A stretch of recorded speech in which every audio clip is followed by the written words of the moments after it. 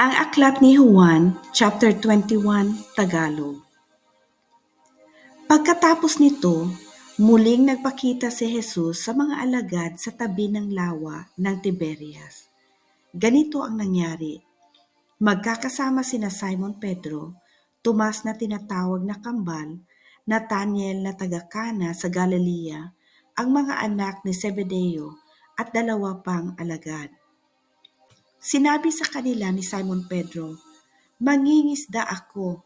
Sasama kami," sabi nila. Umalis nga sila at sumakay sa isang bangka. Magdamag silang nangisda, subalit wala silang nahuli. Nang mag-uumaga na, tumayo si Jesus sa pangpang, ngunit siya'y hindi nila nakilala. Sinabi niya, "Mga anak, mayroon ba kayong huli?" "Wala po," sagot nila. "Ihulog ninyo ang lambat sa gawing kanan ng bangka at makakahuli kayo," sabi ni Jesus. Inihulog nga nila ang lambat at nang hilahin nila ito ay hindi nila makaya sa dami ng huli. Sinabi kay Pedro ng alagad na minamahal ni Jesus, "Ang Panginoon iyon." Nang marinig ni Simon Pedro na ang Panginoon iyon, nagsuot siya ng damit dahil nakahubad siya noon at saka lumusong sa tubig. Dumating sa pangpang ang kasama niyang mga alagad. Sakay ng bangka at hila-hila ang lambat na puno ng isda. Hindi sila gaanong malayo sa pangpang, mga 90 metro lamang. Pagkaahon nila sa pangpang, nakakita sila roon ng isdang iniihaw sa nagbabagang uling at ilang tinapay. "Magdala kayo rito ng ilang isdang nahuli ninyo," sabi ni Jesus. Kaya't sumampa sa bangka si Simon Pedro at hinila sa pangpang ang lambat na puno ng malalaking isda. 153 lahat ang nahuli nila. Hindi nasira ang lambat kahit ganoon karami ang mga isda. "Halik kayo at mag-agahan kayo," sabi ni Jesus. Isa man sa mga alagad ay hindi nangahas magtanong sa kanya kung sino siya sapagkat alam nila na siya ang Panginoon. Lumapit si Jesus, kinuha ang tinapay at ibinigay sa kanila. Ganoon din ang kanyang ginawa sa isda. Ito ang ikatlong pagpapakita ni Jesus sa mga alagad pagkatapos na siya'y muling mabuhay.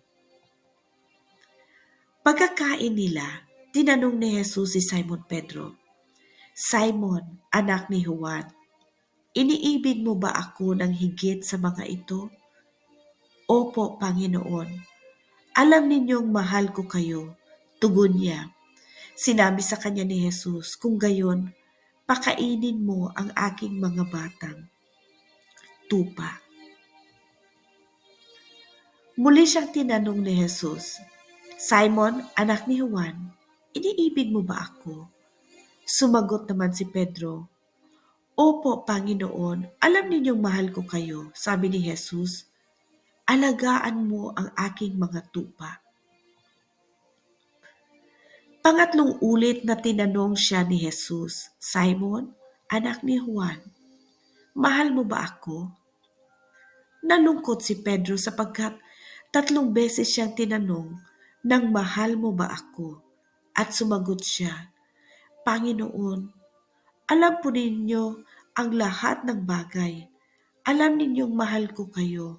Sinabi sa kanya ni Jesus, "Pakainin mo ang aking mga tupa." Pakatandaan mo, noong bata ka pa, ikaw ang nagbibihis sa iyong sarili at pumupunta ka kung saan mo gusto.